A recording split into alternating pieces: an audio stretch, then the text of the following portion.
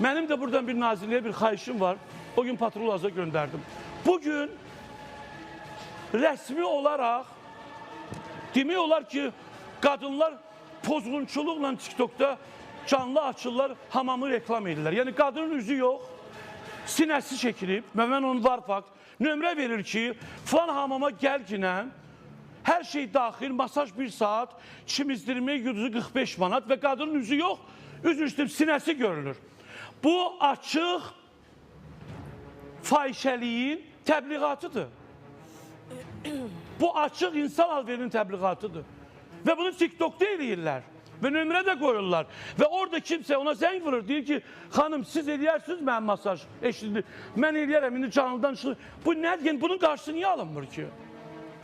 Yaxşı. Bu TikTok'da oturup özünü göstərir. Sən döşümü niyə açıb qoymuşsun ortalığa ki? Cəmaatın da uşağı gələcək, orada slipsiz, tripper, trixamanos tutacaq, oradan gedəcəklər. Hardan gəlmişsiniz siz? Nə düşmüşsünüz bu cavan? Bu gənc oğlanları niyə xəstələndirirsiniz ki? Sabah onlar Geyb rayonunda ailə quranda onun qadını bədbəxt olacaq. Siz onsuz da bədbəxtsiniz. Bəs sabah o qadını tanımayıb, o nömrəyə o qadının qardaşı zəng vurub gəlsə orada nə olacaq bəs? Tanımır da, yüzü görünmür.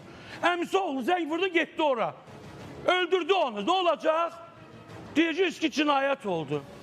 Bu hamam bir də oteller var, 25 manat yarım saatlıq, 1 saatlıq, bu rəsmi. Bunun deməyə nə adiyyəti var ki? Fakt görən bağa nə bələdçi? 25 manatlıq otelə ailə ilə kim arvadını götürüb uşağını gedəcək? Bəlli məsələdir ki, bunlar niyə gedir də ora? Bunun açıq reklamı niyə lazımdır? Niyə də, niyə? Yarım saatlıq qırmızı rəngində qoyublar oranı. Dəliyəm mən gedim qırmızı rəngdə oteldə. Kim arvadını götürüb gedəcək otelə? Kim? Bu rəsmi olaraq pozğunçuluğun təbliğatıdır bunlar. Otelimizdə bizim 25 manatı pivə də düşür, yanında bir dənə ləbləbi, bir dənə də Ford qoyun yanına, bir dənə də xalavuz qızı orada ona qulluq edir. O oteli reklam edənlərə. Nə baş verir? Pulu alacaq. Mən düşünürəm ki, tez bir zamanda bizim Milli Məclisimizin sədri, çox hörmət edədiyim Sahibə xanım Qafarova, Milli Məclisə verilən sosial şəbəkələrlə bağlı olan o paragraflar var. Bunlar mütləqdir ki, qüvvəyə minməlidir. Və 125 millət vəkili mütləqdir ki, buna yetkinliklə səs verəcəklər ki, qadındır, yuxudan belə niyə açıq-saçıq giyinmişim? Anan evdə sənin naşnoy giyinmir. Mənim anam naşnoy giyinib, başını daşa döyər gedər, TikTok'da açar, naşnoy ilə oturar. Səhər saat 7-də 1-ci ismin. Buradan giyinib, getdi, qoydu ayağını, qoydu sinəsini, atın, jiton atın mənə.